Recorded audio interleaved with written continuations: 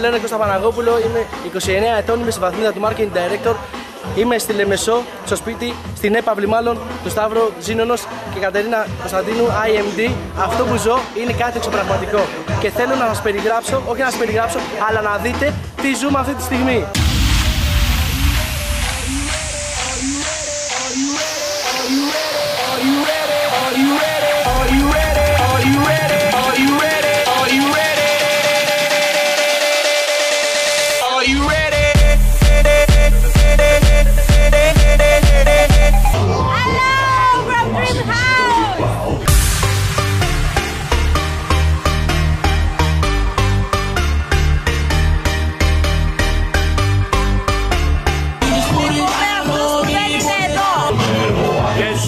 We are crazy, yes.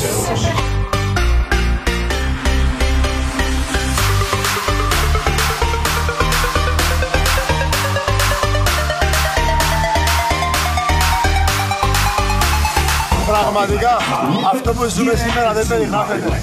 Περισσότερα από 50 άτομα, τα οποία είναι στη βαθμία του Senior και πάνω, βρίσκονται σήμερα στην έπαυλη της IMD μας, του Σταύρου και της Κατερίνας.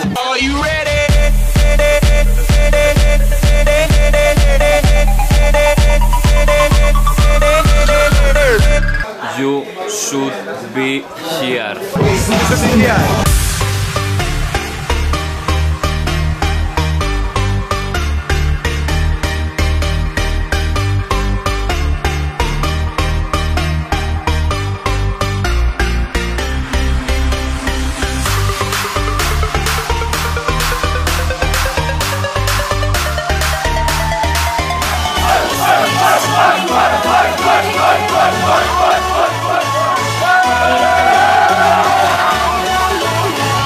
Είναι αλήθεια!